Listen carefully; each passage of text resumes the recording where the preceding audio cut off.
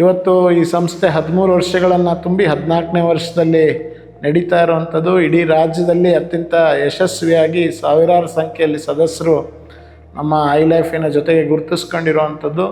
ಮತ್ತು ವಿಶೇಷವಾಗಿ ನಮ್ಮ ಐಲೈಫ್ ನಮ್ಮ ಸಮುದಾಯದ ಮಧ್ಯೆ ಯುವಕರಿಗೆ ಪ್ರೇರಣೆ ನೀಡುವಂಥ ಅನೇಕ ಕಾರ್ಯಕ್ರಮಗಳು, ಉದಾಹರಣೆಗೆ ಅದು ಬಿಸ್ನೆಸ್ ಕಾನ್ಕ್ಲೇವ್ ಆಗಿರ್ಬೋದು, ಐ ನೆಟ್ವರ್ಕಿಂಗ್ ಆಗಿರ್ಬೋದು, ಈ ಥರದ ಅನೇಕ ಕಾರ್ಯಕ್ರಮಗಳನ್ನು ಮಾಡ್ತಾ ಇವತ್ತು ಅನೇಕ ಜಿಲ್ಲೆಗಳಲ್ಲಿ ನಮ್ಮ ರಾಜ್ಯಾದ್ಯಂತ ಈ ಐಲೈಫ್ ಸಂಸ್ಥೆ ಭಾಳ ಯಶಸ್ವಿಯಾಗಿ ನಡೆದಿದೆ.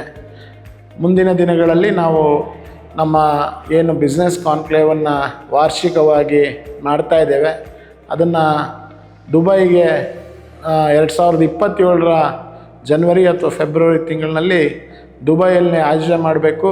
ದುಬೈಯಲ್ಲಿ ಆಯೋಜನೆ ಆಗುವಂಥ ಈ ಒಂದು ಬಿಸ್ನೆಸ್ ಕಾನ್ಕ್ಲೇವ್ಗೆ ಇಡೀ ವಿಶ್ವಾದ್ಯಂತ ಇರುವಂಥ ನಮ್ಮ ವೀರಶೈವ ಲಿಂಗಾಯತ ಬಿಸ್ನೆಸ್ಮೆನ್ಗಳು, ಯುವ ಉದ್ಯಮಿಗಳು, ಪ್ರೊಫೆಷನಲ್ಗಳು ಇವರೆಲ್ಲರೂ ಕೂಡ ಅದರಲ್ಲಿ ಭಾಗವಹಿಸುವಂಥ ಒಂದು ದೊಡ್ಡ ಸಮಾವೇಶ, 1 ಲಕ್ಷಕ್ಕೂ ಹೆಚ್ಚು ಜನ ಭಾಗವಹಿಸುವಂಥ ಒಂದು ದೊಡ್ಡ ಸಮಾವೇಶವನ್ನು ದುಬೈಯಲ್ಲಿ ಆಯೋಜನೆ ಮಾಡೋದಕ್ಕೂ ಕೂಡ ನಾವು ಈಗಾಗಲೇ ಸಿದ್ಧತೆಗಳನ್ನು ಮಾಡಿದ್ದೇವೆ.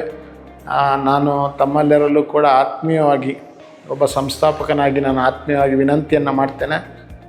ಈ ಐಲೈಫ್ ಸಂಘಟನೆಯಲ್ಲಿ ತಾವು ಕೂಡ ಸದಸ್ಯರಾಗಿ ಮತ್ತು ಐಲೈಫಲ್ಲಿ ಸಿಗುವಂಥ ಅನೇಕ ಲಾಭಗಳನ್ನು ತಾವು ಕೂಡ ಪಡೆಯುವಂಥವರಾಗಿ, ಜೊತೆಗೆ ನಾವೆಲ್ಲರೂ ಕೂಡ ನಮ್ಮ ಏನು ಶರಣ ತತ್ವ ಇದೆ, ವೀರಶೈವ ಧರ್ಮ ಇದೆ, ಅದರ ಅಡಿಯಲ್ಲಿ, ಬಸವ ತತ್ವದ ಅಡಿಯಲ್ಲಿ ನಾವೆಲ್ಲರೂ ಕೂಡ ಒಂದಾಗಿ ಒಗ್ಗಟ್ಟಾಗಿ ಮುಂದೆ ನಡೆಯೋಣ ಅನ್ನುವಂಥ ಮಾತನ್ನು ಈ ಸಂದರ್ಭದಲ್ಲಿ ಹೇಳಿ ತಮ್ಮೆಲ್ಲರೂ ಕೂಡ ಶುಭವಾಗಲಿ ಅನ್ನುವಂಥದ್ದನ್ನು ಹೇಳ್ತಾ ನನ್ನ ಮಾತುಗಳನ್ನು ಮುಕ್ತಾಯ ಮಾಡ್ತೀನಿ. ಶರಣ.